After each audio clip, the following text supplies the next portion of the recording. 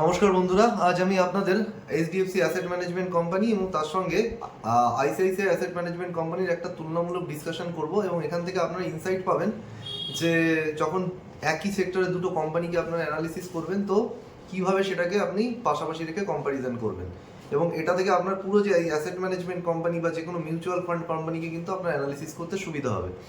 তো আমরা যদি দেখি প্রথমে এইচডিএফসি অ্যাসেট ম্যানেজমেন্ট কোম্পানি তার সম্পর্কে আসি, কারণ এই আইসিআইসিআই যে অ্যাসেট ম্যানেজমেন্ট কোম্পানি সেটা নিয়ে আমরা কিছুদিন আগেই কিন্তু আলোচনা করেছিলাম।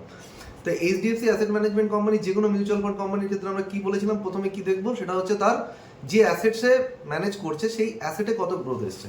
তো আমরা যদি সেটা দেখি তাতে কিন্তু 20% গ্রোথ এসছে, মানে টোটাল যে অ্যাসেট ম্যানেজ করছে সেখানে কিন্তু তার বছরে 20%-এর গ্রোথ এসছে।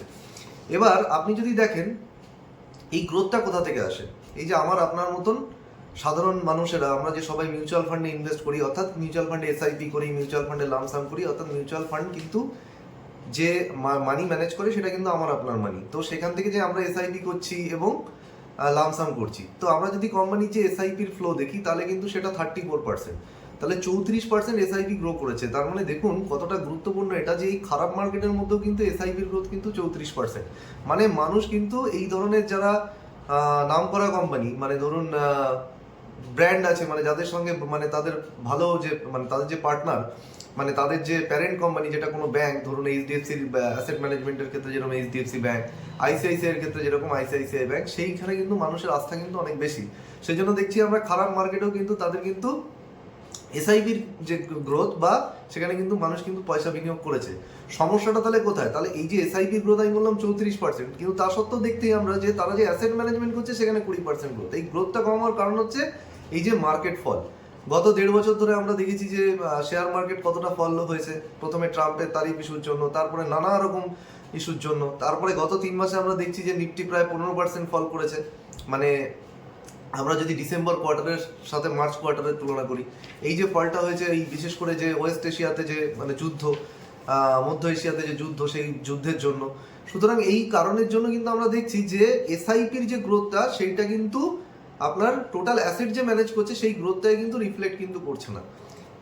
এবার যে দ্বিতীয় বিষয়টা হচ্ছে যে মিউচুয়াল ফান্ড কোম্পানি আর্ন করে কি করে, মানে তার আর্নিং এর উৎস কি, মানে এই যে অ্যাসেট মিউচুয়াল ফান্ড কোম্পানির কাছে যায় এবং ফান্ড ম্যানেজাররা সেখানে ম্যানেজ করে, তার উপরে একটা তারা এক্সপেন্স রেশিও চার্জ করে। মানে আমি আপনি যখনই কোনো মিউচুয়াল ফান্ডে বিনিয়োগ করি তখন কিন্তু আমরা একটা পার্সেন্টেজ আমাদের ইনভেস্টমেন্ট থেকে কিন্তু এক্সপেন্স রেশিও কেটে নেওয়া হয়।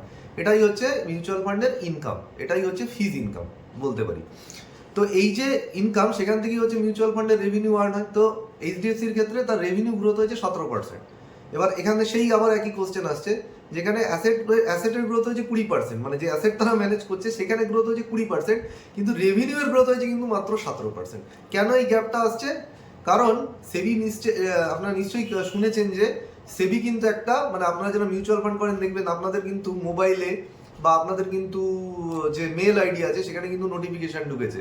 সেটা হচ্ছে যে আপনারা যে মিউচুয়াল ফান্ড স্কিম করছেন, যে ফান্ড হাউসের আন্ডারে করছেন, সেই ফান্ড হাউসের অ্যাসেট সাইজ যত বড় হচ্ছে, মানে তারা যত বেশি অ্যাসেট ম্যানেজ করবে, তাদের অ্যাসেট যেটা ম্যানেজ করছে সেটা যত বাড়তে থাকবে তত কিন্তু তাকে ফিস কম করতে হবে। মানে এক্সপেন্স রেশিও যেটাকে বলে টোটাল এক্সপেন্স রেশিও, সেই টোটাল এক্সপেন্স রেশিও বা ফিসটাকে কিন্তু তাকে কম করতে হবে। তা যেহেতু এই ফিসটা কম করেছে তার জন্যই কিন্তু আমরা দেখতে পাচ্ছি তাদের কিন্তু রেভিনিউ গ্রোথটা কিন্তু তাদের টোটাল অ্যাসেটের গ্রোথের থেকে কম। এই গেল হচ্ছে মানে মোটামুটি আমরা মানে বুঝতে পারলাম যে কেন এই রেভিনিউ আর অ্যাসেট ম্যানেজমেন্টের মধ্যে কেন এই যে মিসম্যাচটা রয়েছে। দ্বিতীয় এখানে যে বিষয়টা হচ্ছে, আমরা যখন বললাম যে আমরা যখন এই দুটোকে অ্যানালিসিস করবো পাশাপাশি রেখে করবো, কারণ এটা আমাদের কিন্তু বুঝতে সুবিধা করবে যে কোন কোম্পানি কিন্তু কোন দিকে যাচ্ছে।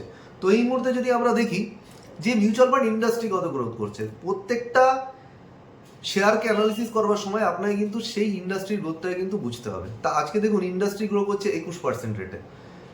পুরো মিউচুয়াল ফান্ড ইন্ডাস্ট্রিতে যতগুলো কোম্পানি আছে সবার এগ্রিগেট সবাই মিলে মানে গড়ে 21% রেটে গ্রো করছে, মানে পুরো ইন্ডাস্ট্রিটা 21% রেটে গ্রো করছে। সেখানে এইচডিএফসি কত পার্সেন্টে গ্রো করেছে? এইচডিএফসি যে অ্যাসেট ম্যানেজমেন্ট করে সেটা করেছে 20%-এ গ্রো। তার মানে আমরা দেখতে পাচ্ছি এইচডিএফসি ইন্ডাস্ট্রির থেকেও কিছুটা কম, বা বলতে পারেন ইন্ডাস্ট্রির ধারে আশেপাশে, মানে ইন্ডাস্ট্রি যতটা গ্রোথ করছে তার আশেপাশেই কিন্তু তারা গ্রোথ করছে।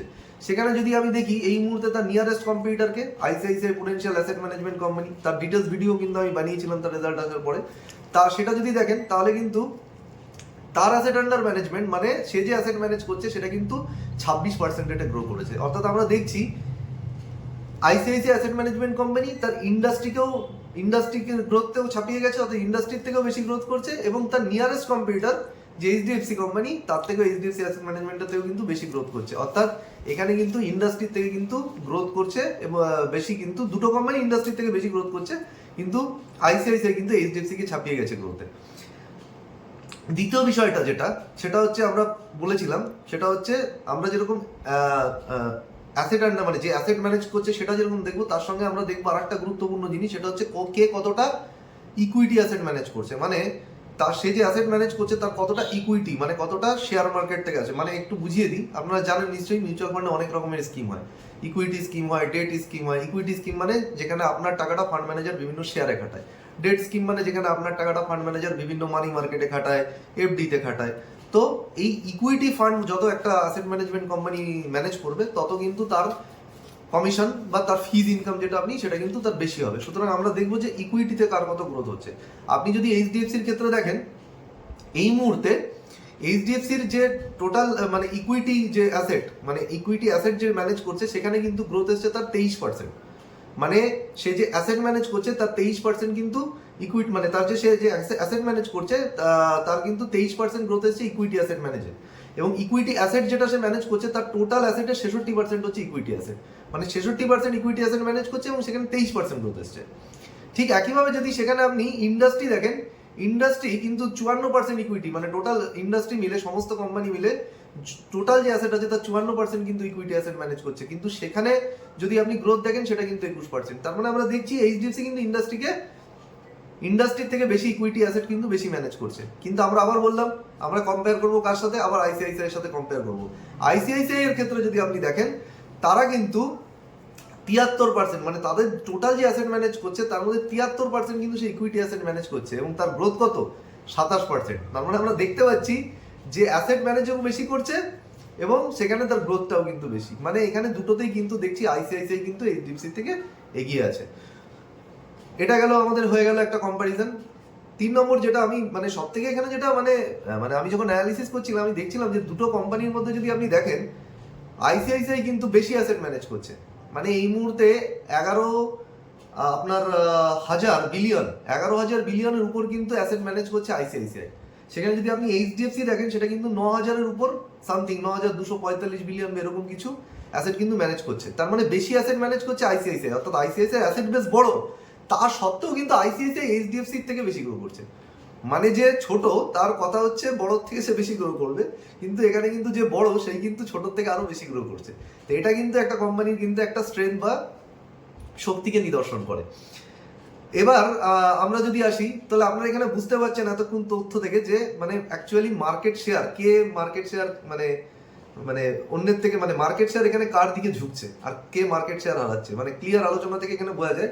সেখান থেকে যদি আমি একটুখানি তথ্যের দিকেও আসি, এই মুহূর্তে যদি আমরা দেখি এইচডিএফসি কিন্তু গত 1 বছরে ক্রমাগত কিন্তু মার্কেট শেয়ার হারিয়েছে। গত বছরে যদি আপনি তার মার্কেট শেয়ার যে তাদের ইনভেস্টর প্রেজেন্টেশনে গিয়ে যদি চেক করেন তাহলে দেখবেন যেটা ছিল মোটামুটি আমার যতদূর সম্ভব মনে পড়ছে 11.5% বা এরকম কিছু 11.5% ছিল, সেটা কিন্তু একটুখানি কমে গিয়ে 11.4 বা এরকম কিছুতে চলে এসছে।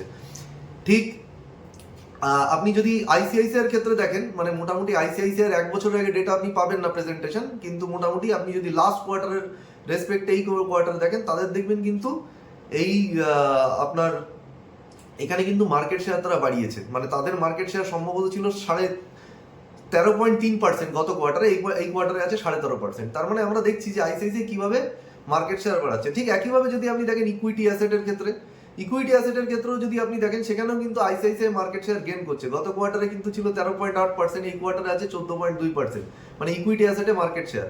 কিন্তু একইভাবে যদি আপনি এইচডিএফসির ক্ষেত্রে দেখেন তাদের কিন্তু সেক্ষেত্রেও মার্কেট শেয়ার গত বছরের থেকে এই বছর কিন্তু কমে গেছে।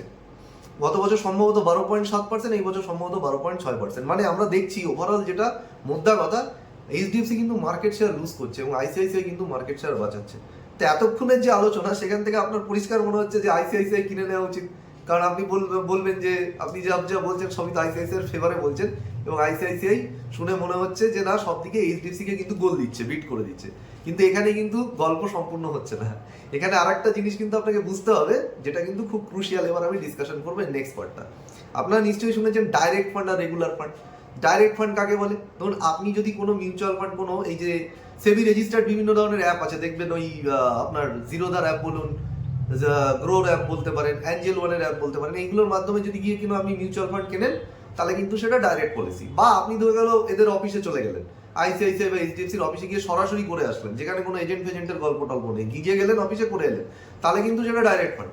এবার আপনি যদি বাড়িতে এজেন্ট ডাকেন বা তাহলে কিন্তু সেটা হয়ে গেল রেগুলার ফান্ড। কারণ হচ্ছে রেগুলার ফান্ডে কিন্তু এজেন্টকে কমিশন, মানে এজেন্ট কমিশন পায়, যেরকম ভাবে যে আপনার ইন্স্যুরেন্স যখন করান তো ইন্স্যুরেন্স এজেন্ট যেরকম কমিশন পায়, ঠিক সেরকম ভাবে। তো এটাকে বলে ডিস্ট্রিবিউটার আর কি, মিউচুয়াল ফান্ড ডিস্ট্রিবিউটার। তো একইভাবে যে অনেকের মধ্যে একটা ভুল ধারণা আছে যে মিউচুয়াল ফান্ড ডিস্ট্রিবিউটার মানে শুধুমাত্র ওই এজেন্টদেরকে বোঝায়, না, এজেন্ট অনেকে হতে পারে। যে কোনো ব্রোকিং কোম্পানি যখন, ধরুন আজকে আপনার কোনো একটা ব্রোকার, তারা যদি আপনাকে, মানে ব্রোকার বলতে এখানে আমি বললাম ওই গ্রো বা অ্যাঞ্জেল ওয়ান, এটা কিন্তু নয়। যদি কিনা কোনো ট্র্যাডিশনাল ব্রোকারের মাধ্যমে আপনি যান, তাহলে কিন্তু তারা যে পলিসিটা আপনাকে সেল করবে, ধরুন শের খান বা মতিলালে আপনার অ্যাকাউন্ট আছে, সেখান থেকে আপনি কোনো একটা মিউচুয়াল ফান্ড কিনে নিলেন, তাহলে কিন্তু সেটাও কিন্তু রেগুলার পলিসি, এটা মাথায় রাখবেন। ঠিক একইভাবে ধরুন আপনি ভাবলেন যে আইসিআইসিআই এর policy mutual fund, ICICI scheme আপনি গিয়ে নিয়ে নিলেন, আইসিআইসিআই আপনার বাড়ির পাশে যে ব্রাঞ্চ আছে ওখান থেকে গিয়ে আপনি নিয়ে নিলেন। আপনি ভাবলেন আমি তো ডাইরেক্ট প্ল্যান করে এসেছি মশাই, একদমই নয়। ওই যে আইসিআইসিআই যখন করছে, মানে আইসিআইসিআই ব্যাংক যখন অ্যাসেট ম্যানেজমেন্টের মানে মিউচুয়াল ফান্ড বিক্রি করছে, তাহলে কিন্তু সেটাও কিন্তু এখানে রেগুলার পলিসি। কারণ হচ্ছে প্যারেন্ট কোম্পানি যখন ডিস্ট্রিবিউশন করে তার নিজের মিউচুয়াল ফান্ড কোম্পানির প্রোডাক্ট, সেটা কিন্তু রেগুলার পলিসি হয়ে যায়। এটা কিন্তু সবার আগে মাথায় রাখবে। এবার যদি আমরা দেখি এই ডাইরেক্ট পলিসি কে বেশি ম্যানেজ করছে, এইচডিএফসি এমসি কিন্তু তার কিন্তু বেশিরভাগ এই যত সে অ্যাসেট মানে এই মুহূর্তে ম্যানেজ করছে, তার কিন্তু 45% আছে কিন্তু এই ডাইরেক্ট চ্যানেল থেকে। কিন্তু আপনি যদি আইসিআইসিআই এর ক্ষেত্রে দেখেন 29% আছে কিন্তু ডাইরেক্ট চ্যানেল থেকে। এটা কেন গুরুত্বপূর্ণ অ্যানালিসিস করা? তার কারণ হচ্ছে এটা, এই যে ডাইরেক্ট চ্যানেল থেকে যত পলিসি আসবে কোম্পানিকে, তত কিন্তু কোম্পানির আর্নিং বেশি। কারণ কি, ওই যে যারা ডিস্ট্রিবিউটার তাদেরকে কিন্তু কিছু দিতে হবে না। কিন্তু রেগুলার পলিসির মাধ্যমে যদি ক্লায়েন্ট আসে, তাহলে কিন্তু ডিস্ট্রিবিউটারদেরকে কমিশন শেয়ার করতে হবে, তাতে কোম্পানির ইনকামও কমে যায়, আর কোম্পানির যারা ইনভেস্টর, মানে আমার আপনার মতো লোক যারা পয়সা বিনিয়োগ করছে, তাদেরও কিন্তু রিটার্ন কমে যায় আমরা যদি এজেন্টের মাধ্যমে গিয়ে করাই। কারণ এজেন্টের যে ইনকাম, সেটা তো এই আপনার পলিসির মানে স্কিমের টাকা থেকেই তো আসে, মানে আমি আপনি স্কিমে যে ইনভেস্ট করি সেখান থেকেই তো সে পায়। তো সুতরাং আমরা দেখতে পাচ্ছি এই যে ডাইরেক্ট চ্যানেল থেকে কিন্তু এইচডিএফসির কিন্তু বেশি আসে। তো এটা কিন্তু এইচডিএফসির একটা ফেভারে যাচ্ছে। দ্বিতীয় হচ্ছে এই টোটাল যে অ্যাসেট, তার মধ্যে 31% মানে টোটাল মানে অ্যাসেটের 31% কিন্তু ইকুইটি অ্যাসেট।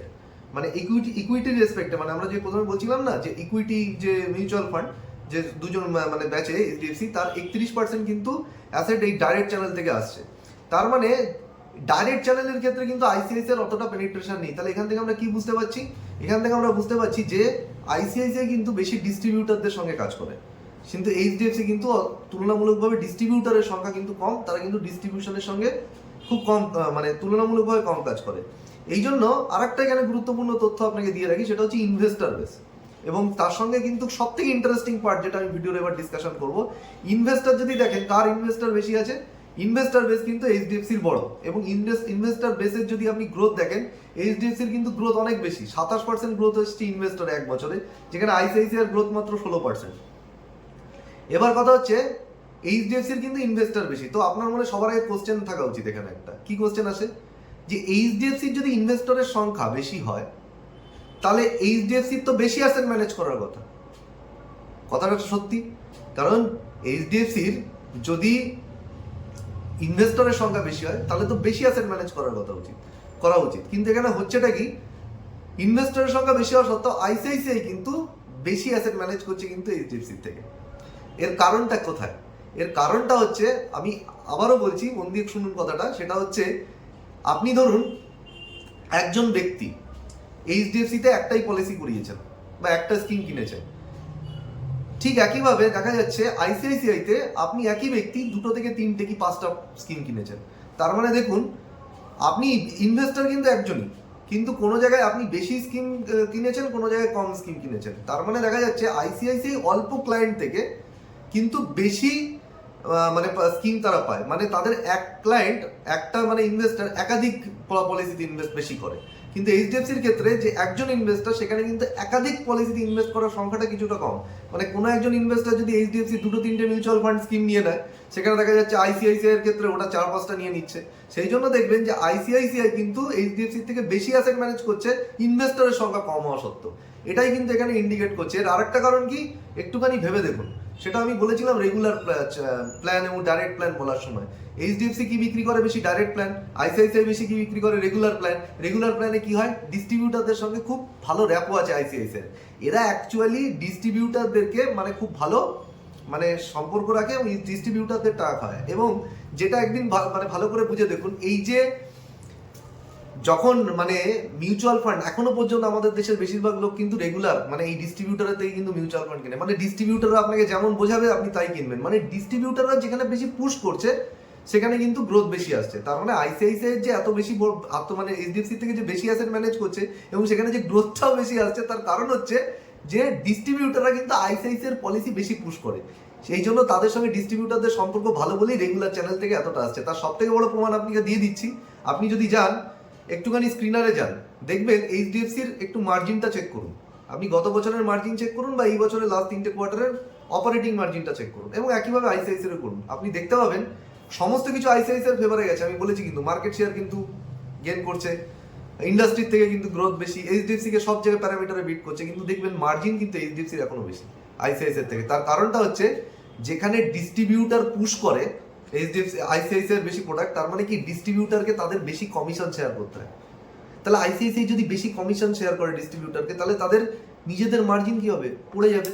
কিন্তু এইচডিএফসির বেশি ক্লায়েন্ট কোথা থেকে আসে? ডাইরেক্ট পলিসি থেকে। অর্থাৎ সেখানে ডিস্ট্রিবিউটার কম, ডিস্ট্রিবিউটারের সঙ্গে সেখানে কিন্তু শেয়ার করতে, রেভিনিউ শেয়ার করতে হয় কম, সুতরাং সেখানে কিন্তু মার্জিনটা বেশি থাকে। এই কারণেই দেখবেন এইচডিএফসি কিন্তু মার্জিনটা বেশি আইসিআইসিআই এর তুলনায়। এইটা হচ্ছে ওভারঅল ডিসকাশন। আপনারা যে কোনো মিউচুয়াল ফান্ড কোম্পানিকে যদি এই প্যারামিটারে ধরে ধরে ডিসকাশন করতে পারেন, আপনি কিন্তু বুঝতে পারবেন যে কোন কোম্পানির স্ট্রেংথ কতটা।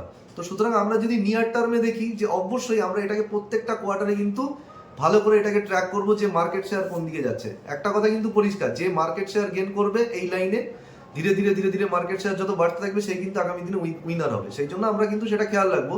কিন্তু এটাও মাথায় রাখতে হবে, আপনি এই যে কোম্পানি মার্কেট শেয়ারের চক্করে দেখা গেল তার মার্কেট শেয়ার গেইন করার চক্করে মার্জিনই ধরে রাখতে পারলো না, তাহলে কিন্তু সেক্ষেত্রে কিন্তু বিজনেস কিন্তু লং টার্মে কিছু করবে না। সুতরাং এখানে একটা জিনিস আমরা মানে দুটো জিনিস আপনারা ভালো করে চেক করবেন, সেটা হচ্ছে যে নেক্সট কোয়ার্টারে কার মার্জিন কত মানে কোন জায়গায় গেছে। প্রত্যেকটা কোয়ার্টারে মার্জিনটা চেক করতে হবে এবং তার সঙ্গে সঙ্গে যেটা আমরা বললাম মার্কেট শেয়ার কোথায় কে কতটা গেইন করছে।